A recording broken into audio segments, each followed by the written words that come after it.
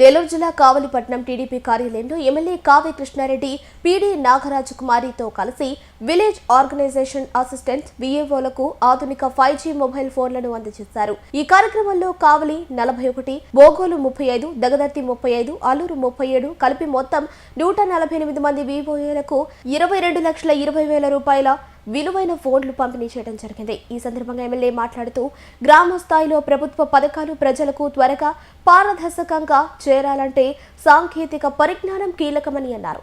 ఈ 5G ఫోన్ల ద్వారా వివోఏలు తమ సేవలను మరింత వేగంగా సమర్థవంతంగా అందించగలరని తెలిపారు. ఒక విప్లవాత్మకమైనటువంటి మార్పు తీసుకొచ్చింది సమాజంలో. ఇప్పుడున్నటువంటి కాలంలో మగవాళ్ళు ఒక్కరే కష్టపడితే కుటుంబ పోషణ చాలా కష్టం అవుతుంది. బిడ్డలను చదివించుకోవాలి, ఒక మంచి ఇల్లు ఏర్పాటు చేసుకోవాలి, వృద్ధాప్యంలో ఎవరి మీద ఆధారపడకుండా స్వశక్తితో కొంత పొదుపు చేసుకోవాలి. ఇవన్నీ జరగాలి అంటే కుటుంబంలో ఉన్నటువంటి భార్య భర్త ఇద్దరు కూడా కష్టపడి పనిచేసినప్పుడే ఆ కుటుంబం సుభిక్షంగా ఉంటుంది. మన నెల్లూరు జిల్లా నారీమణులు చాలా తెలియగలరు. ఎందుకంటే ఈ పొదుపు పుట్టుకొచ్చింది కూడా మన నెల్లూరు జిల్లా నుంచే. కలెక్టర్ సాంబశివరావు గారు ఉన్నప్పుడు, విజయ్ కుమార్ గారు డిఆర్డిఏ పీడీగా ఉన్నప్పుడు ఒక విప్లవాత్మకమైనటువంటి మార్పుకు నాంది పలుకుతూ ఈ పొదుపు ఉద్యమం ఈరోజు భారతదేశం నలుమూలలో విస్తరిస్తుంది అంటే దాన్ని మనకి నెల్లూరు మన సోదరి మనలే కారణం. ఎంతోమంది మనల్ని స్ఫూర్తిగా తీసుకున్నారు. ఎన్నో జీవితాలు ఈరోజు మార్పు చెందే. అటువంటి వాటికి నాంది పలికిన నెల్లూరు జిల్లాలో ముఖ్యంగా మన కావల్లో ఉన్నటువంటి ఈ పొదుపు గ్రూపులన్నిటికీ మీరు వివోఏలుగా ఉండటం మీ అందరి అదృష్టం. ఎందుకంటే కష్టాల్లో ఉన్న వారికి చేయూతనివ్వటం ధర్మం. మీరు మీ కింద ఉన్నటువంటి 30 గ్రూపులు లేదా 35 గ్రూపులను ప్రోత్సహిస్తూ ఎక్కడ కూడా వాళ్ళల్లో అలసత్వం రాకుండా బ్యాంకులోను పద్ధతిగా కట్టే విధంగా మీరు ప్రోత్సహించడం, వాళ్ళకి లోన్లు ఇప్పించే దాంట్లో బ్యాంకర్స్తో అనుసంధానం చేసుకోవడం, మీ డిపార్ట్మెంట్తో మీరు అనుసంధానం చేసుకుంటూ పేద బడుగు బలహీన వర్గాలకు సంబంధించిన పొదుపు మహిళలకి మీరు మధ్యవర్తిగా ఉండి ఈరోజు వాళ్ళందరి జీవితాల్లో వెలుగులు నింపుతున్నారు. మీ జీతం చిన్నదైనా మీరు చేసేటువంటి పని చాలా పెద్దది, పెద్ద మనసున్నటువంటి పని మీరు చేస్తారు. అందుకే నేను ఎమ్మెల్యే అయిన తర్వాత కూడా మా గ్రామీణ వ్యవస్థలో రాజకీయాల్లో చాలా సందర్భాల్లో మీ వివోఏల్ని మార్చండి అన్నప్పుడు కూడా ఎక్కడో 1-2 దగ్గర తప్ప నేను ఎక్కడ ఇన్వాల్వ్ కాల. ఎందుకంటే ఒకరికి పెట్టడం నేర్పాలి తప్ప ఒకరిని కొట్టడం మనం నేర్పకూడదు. వాళ్ళ జీవితాలు ఒక అందమైనటువంటి ఆలోచనలతో వాళ్ళు ముందుకు పోతూ ఉంటారు. ఎక్కడో ఒక దగ్గర డిస్టర్బ్ జరిగితే ఆ ఒక్క వ్యక్తి వల్ల, మహిళ వల్ల కుటుంబం దెబ్బతింటుంది, వాళ్ళ ఆర్థిక వ్యవస్థ నాశనం అవుతుందని ఇప్పటికి కూడా మా నాయకులు చాలా దగ్గర వివోఏలను మార్చాలని ప్రయత్నం చేస్తున్నా, ఈ యాక్ట్లో 3 సంవత్సరాలకు ఒకసారి మీటింగ్ పెట్టి ఉన్నోళ్ళు ఉండకూడదని చట్టంలో ఉన్నా కావలలో వీలైనంత వరకు నేను మీ జోలికి రాలేదని మీ అందరికీ కూడా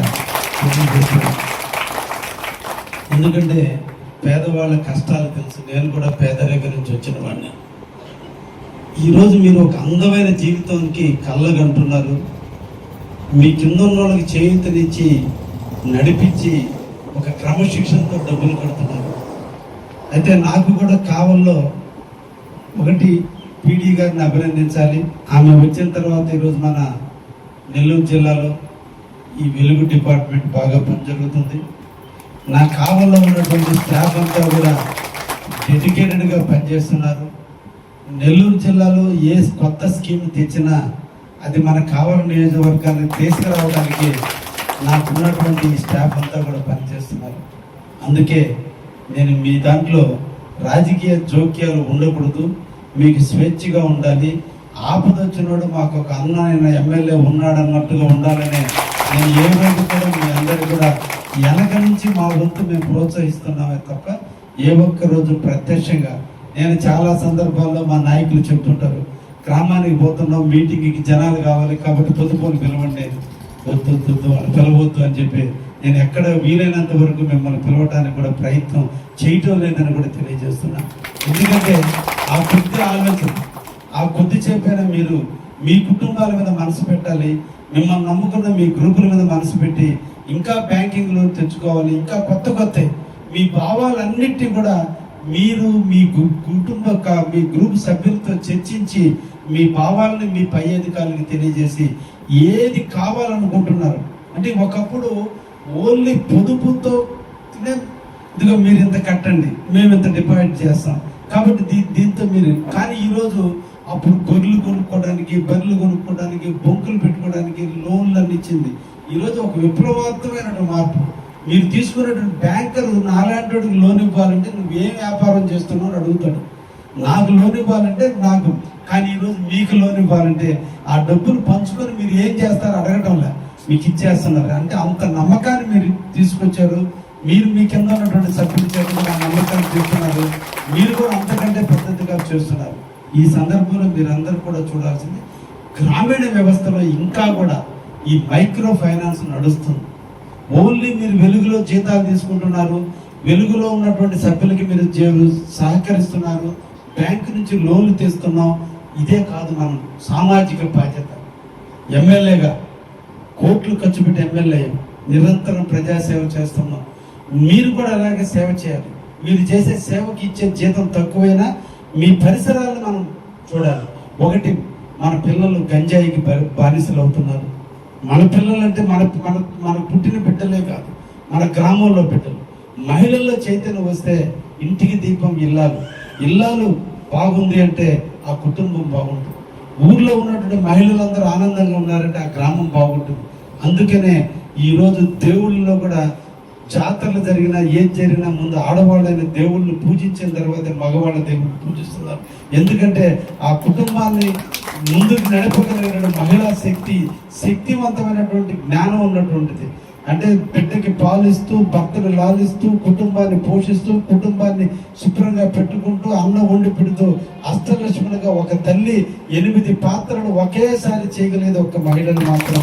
అంతటి శక్తివంతమైన మీరు మనం ఓన్లీ బ్యాంకింగే కాదు, మన ఊరిని ఎవరో ఉన్నటువంటిది.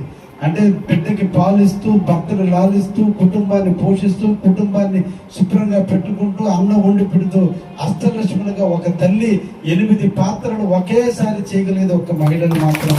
అంతటి శక్తివంతమైన మీరు మనం ఓన్లీ బ్యాంకింగే కాదు, మన ఊరిని ఎవరో వస్తారు ఏదో చేస్తారనేది కాదు, మన ప్రాంతాన్ని మన అందరం కూడా అభివృద్ధి చేయాలి. ఎమ్మెల్యే ఒక్కడి వల్లే సాధ్యమయ్యేది కాదు.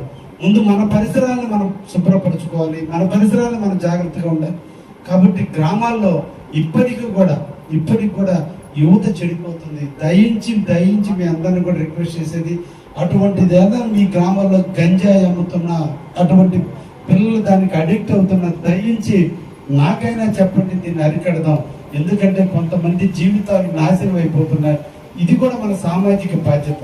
పొదుపు మహిళలను ప్రోత్సహించడమే కాదు, ఆ కుటుంబంలో ఉన్న బిడ్డ చెడిపోకుండా ఉండేదానికి కూడా ఒక నాంది పలకాల్సిన అవసరం ఉంది. కాబట్టి తప్పకుండా మీరు ఆ పాత్రను కూడా పోషించండి. మీ ఊర్లోనే ఉంది, మీ పరిసరాలు ఎలా ఉన్నాయి, అన్నోన్ పర్సన్స్ ఎవరైనా వస్తున్నారా, ఈ గ్రామంలో ఏదైనా అసాంఘిక కార్యక్రమాలు జరుగుతున్నాయా, ఏదైనా భవిష్యత్తులో ఇబ్బందులు రాకుండా ఏమున్నాయనేది కూడా మీరు అందరూ కూడా పరిశీలించి తప్పకుండా నా దృష్టికి తీసుకురాగలిగితే మేము అన్నింటినీ వాటిని ప్రివెంట్ చేయగలడానికి అవకాశం ఉంటుంది. కావులు ప్రశాంతంగా ఉండడానికి అవకాశం ఉంటుంది.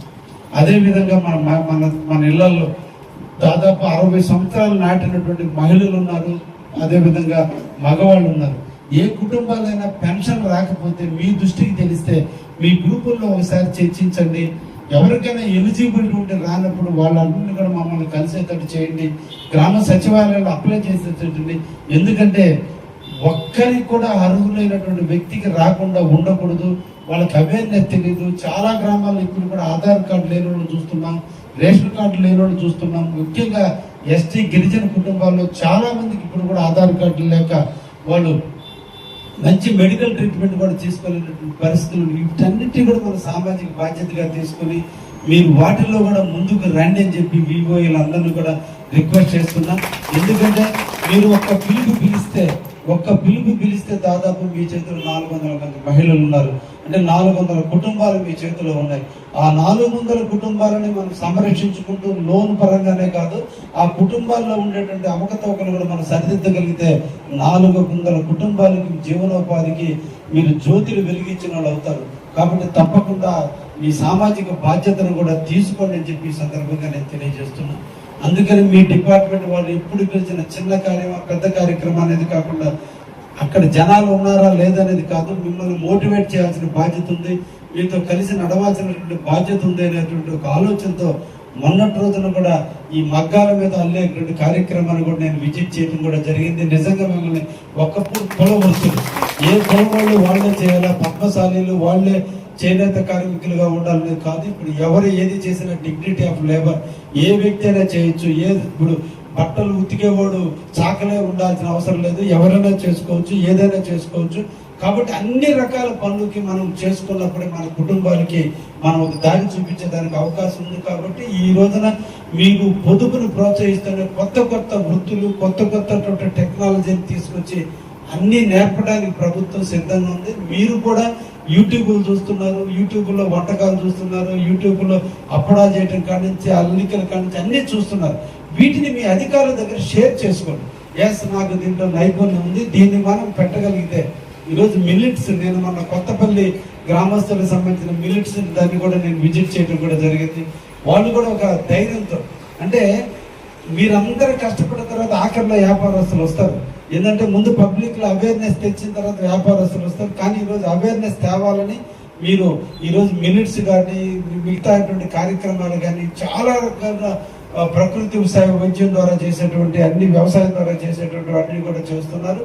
ఇట్లా అన్ని రకాల ఇన్నోవేటివ్ ఐడియాలను కూడా మీరు తీసుకొచ్చి మన ప్రాంతంలో మేము ఎట్టి పరిస్థితుల్లో కూడా మీకు అండగా ఉండడానికి సిద్ధంగా ఉన్నా. మీరు, నేను, మనందరం కూడా కలిసి మనకు కావాలని మనం అభివృద్ధి చేసుకోవాలి. ఇక్కడ ఉన్నటువంటి అధికారులు ఎవరు, మా మేడం కూడా స్థానికురాలు కదా, పొన్నూరు నుంచి వచ్చింది, ఇంకుంటే ఇంకొక సంవత్సరం ఉంటుంది.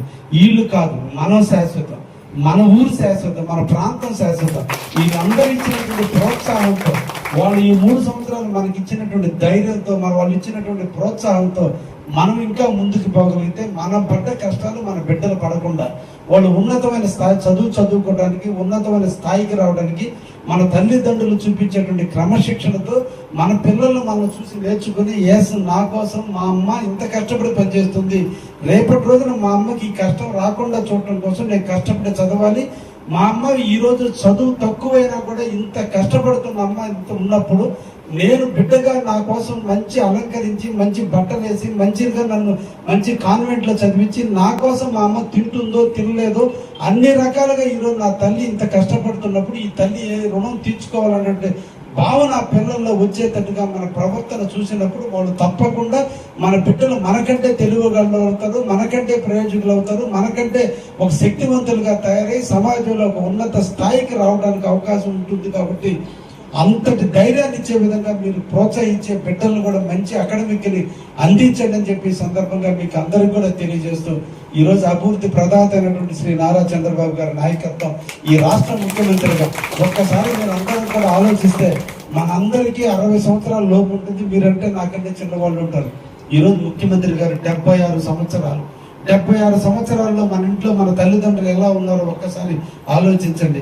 కానీ ఈ రాష్ట్రం కోసం, ఈ రాష్ట్ర ప్రగతి కోసం, పేద బడుగు బలహీన వర్గాల కోసం, ఈ రాష్ట్రంలో ఉన్న పేదవారిని ధనవంతులు చేయడం కోసం ఇప్పుడు కూడా నిత్య యువకుడు లాగే 76 సంవత్సరాల వయసులో కూడా రోజుకు 16 గంటలు కష్టపడుతున్నాడంటే దేనికోసం? మన కోసం, మన రాష్ట్ర ప్రగతి కోసం.